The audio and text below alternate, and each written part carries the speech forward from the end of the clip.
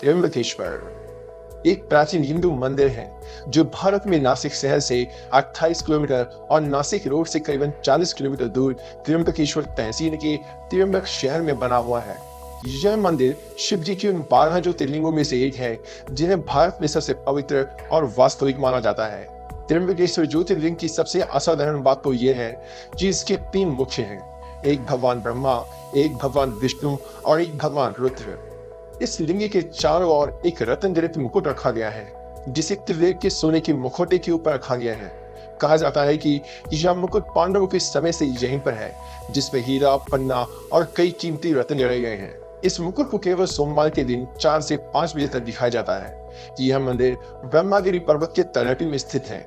गोदावरी नदी के किनारे स्थित त्र्यंबकेश्वर मंदिर का निर्माण काले पत्थरों से किया गया है। मंदिर की वास्तुकला बहुत ही आकर्षक है। इस मंदिर के पंचकोशी में काल सर्प शांति, त्रिपिंडी विधि और नारायण नागबलि आदि पूजा कराई जाती है, जिनका आयोजन भक्तगण अलग अलग मनोकामना को पूर्ण करने के लिए करवाते हैं। इस प्राचीन मंदिर का पुनर्निर्माण 30वें पेशवा बालाजी अर्थात नाना साहिब पेशवा ने करवाया था। इस मंदिर का जीर्णोद्धार सन 1755 में शुरू हुआ था, जिसका अंत 31 साल बाद 1786 में संपूर्ण हुआ। तथ्यों के मुताबिक इस भव्य प्राचीन मंदिर के निर्माण कार्य में लगभग 16 लाख रुपए खर्च किए गए थे, जिसे उस समय काफी बड़ी रकम माना जाता था। त्र्यंबकेश्वर मंदिर की भव्य इमारत सिंधुवार शैली का उत्कृष्ट नमूना है। मंदिर के भीतर एक गर्भगृह है जिसमें प्रवेश करने के पश्चात शिवलिंग की केवल आगे दिखाई देती है, लिंग नहीं। यदि ध्यान से देखा जाए तो आगे के भीतर एक एक इंच के 3 लिंग दिखाई देते हैं।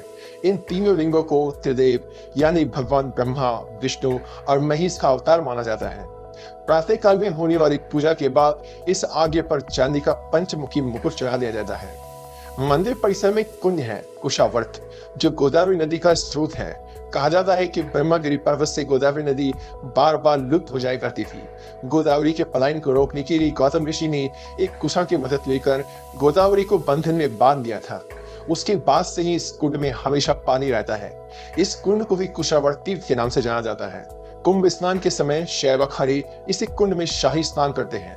शिव पुराण के अनुसार ब्रह्मगिरी पर्वत के शीर्ष तक पहुंचने के लिए 724 सीढ़ियां बनाई गई है। इन सीढ़ियों पर चढ़ने के उपरांत राम कुंड और लक्ष्मण कुंड मिलते हैं और शिखर के ऊपर पहुंचने पर गौमुख से निकलते हुए भगवती गोदावरी के दर्शन प्राप्त होते हैं।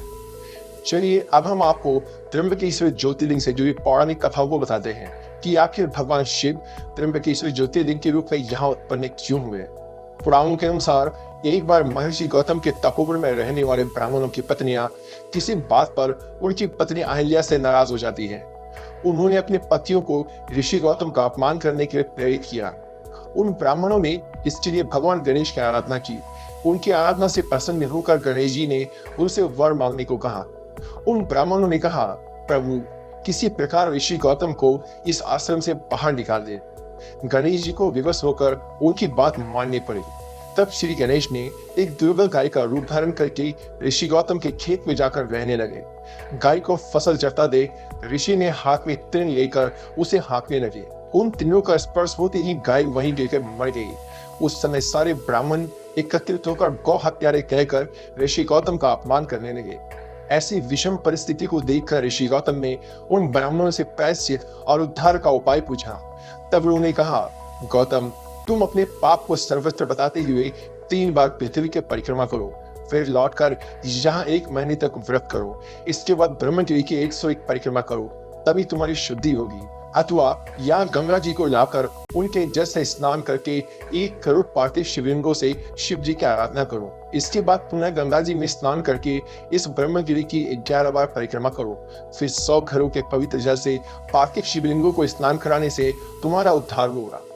उसके बाद महर्षि गौतम ने वे सारे कार्य पूरे करके पत्नी के साथ पूर्णतः तल्लीन होकर भगवान शिव की आराधना करने लगे। इससे प्रसन्न होकर भगवान शिव ने प्रकट होकर उनसे वर मांगने को कहा। महर्षि गौतम ने कहा, भगवान आप मुझे गौहत्या के पाप से मुक्त कर दे। भगवान शिव ने कहा, गौतम तुम सर्वदा निष्पाप हो। गौहत्या का अपराध तुम पर छल पूर्वक लगाया गया था। ऐसा करवाने वाले तुम्हारे आश्रम के ब्राह्मणों को मैं दंड देना चाहता हूँ। इस पर महर्षि गौतम ने कहा, प्रभु उन्हीं के निमित्त से तो मुझे आपका दर्शन प्राप्त हुआ है। अब उन्हें मेरा परम समझ पर उन पर आप क्रोध न करें। बहुत सारे ऋषियों मुनियों और देवगणों ने वहां एकत्रित होकर गौतम की बात का अनुमोदन करते हुए भगवान शिव से सदा वहीं पर निवास करने की प्रार्थना की। फिर भगवान शिव ने उनकी बात मानकर वह त्र्यंबक ज्योतिर्लिंग के नाम से स्थित हो गए। इस मंदिर में जब भगवान शिव की सारी सवारी निकाली जाती है तो वह दृश्य देखने लायक होता है। इस भ्रमण के समय त्र्यंबकेश्वर महाराज के पंचमुखी सोने के मुखौटे को पालकी में बिठाकर गांव में घुमाया जाता है। फिर कुशावर्ती स्थित घाट पर स्नान कराया जाता है। इसके बाद मुखौटे को वापस मंदिर में लाकर हीरे स्वर्ण मुकुट पहनाया जाता है। यह पूरा दृश्य त्र्यंबक महाराज के राज्याभिषेक से महसूस होता है।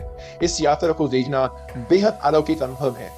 शिवरात्रि और सावन सोमवार के दिन त्र्यंबकेश्वर मंदिर में भक्तों का तांता लगा रहता है। यहाँ आने वाले भक्त भोर के समय स्नान करके अपने आराध्य के दर्शन करते हैं और जिसके दर्शन मात्र से ही मनुष्य जीवन की सार्थकता महसूस होती है। वीडियो अगर अच्छा लगे तो लाइक, शेयर और सब्सक्राइब करना मत भूलिएगा।